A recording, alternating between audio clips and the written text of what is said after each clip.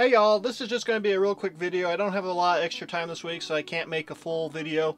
So this is just going to be a kind of an update of the tools I've already reviewed, what I think of them, if I kept them, if they're broken, just that kind of thing. So without further ado, let's get started.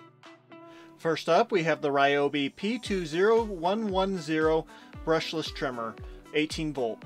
I do like this trimmer, and it's a good trimmer. The only thing is the battery life is not very long on this. I'm keeping it just because sometimes I don't want to haul around two battery systems if I have to go to a job somewhere, or if I'm helping a friend out at a different location and I don't want to carry around two different battery systems, the 40 volt and 18 volt. So I think it's useful in that regard. If you have a small yard, it's a good trimmer, but if you have a bigger yard, I would definitely step up to the 40 volt system because you'll get a much longer run time. Next up, we have the Ryobi RY40250 brushed attachment capable trimmer.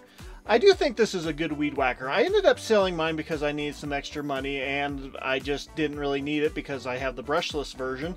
But I do think this one has a longer run time than the brushless version, but I did want the extra power in case I get some of the attachments, which I still haven't done, but I need to, but that's a whole nother story. So I do think this is a good trimmer. I would definitely still recommend it. It's just that I didn't really need it anymore, so I sold it. Next up, we have the Ryobi RY40480 40 volt brushed blower. It is a good blower. It has plenty of power and it has a decent run time. The problem is that stupid proprietary nut that keeps the handle in place. Well, I guess it's really a nut and a bolt. I don't know, it's a weird, stupid design which is so proprietary and so irritating, and it's just a huge pain. You can replace it on the fairly cheap with a simple wing nut and a simple bolt, but it's just one of those things where it won't look as nice, and quite honestly, I really hate it when tools need to have parts replaced because they're just crappy parts to begin with. So I still think it's a good blower. I just have a hard time recommending it because of that one stupid proprietary nut bolt thingy-majig, whatever you want to call it. It's just really irritating, and I have a little bit of a hard time recommending it. Next up, we have the Ryobi RY40270 brushless 40 volt attachment capable trimmer. This is my current go-to trimmer. I do like the brushed version because it has a longer run time, but it doesn't have as much power as this trimmer does. And this trimmer can handle pretty much everything that I've thrown at it so far. Now, I don't have any of the attachment heads other than the weed trimmer head, and I think the weed trimmer head needs to be redesigned because it bogs down or jams up a little bit too easily. But for the most part, this does a good job, and switching to a better quality weed line helped a lot.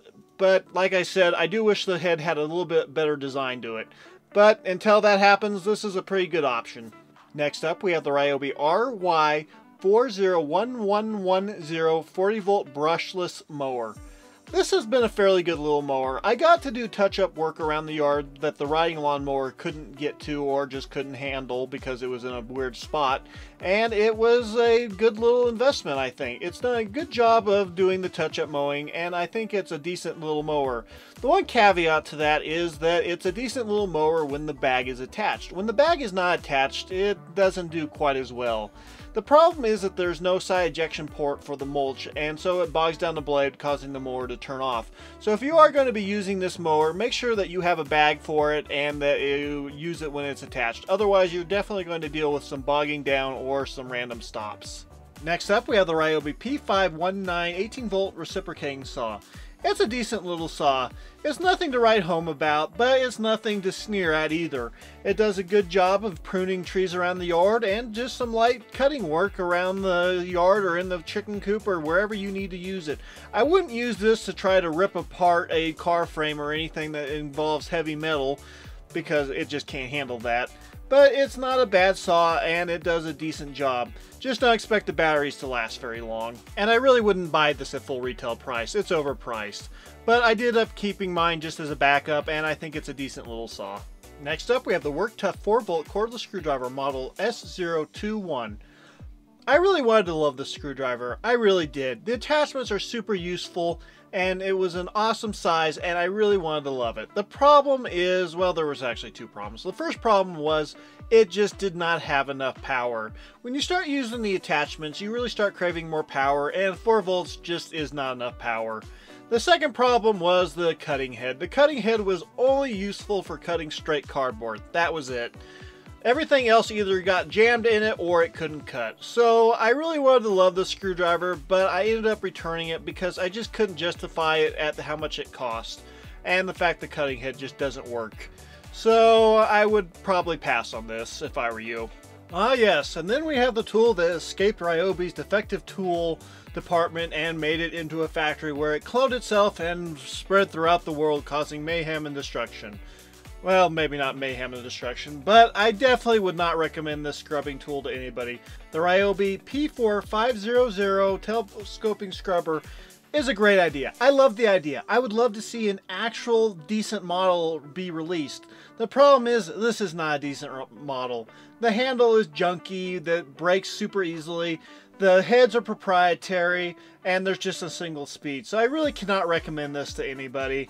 It's just not a good tool, and I would not recommend anybody even consider buying this, which is really a shame because I would love for there to be a decent version of this tool made by anybody, somebody. Just somebody release a decent version of this.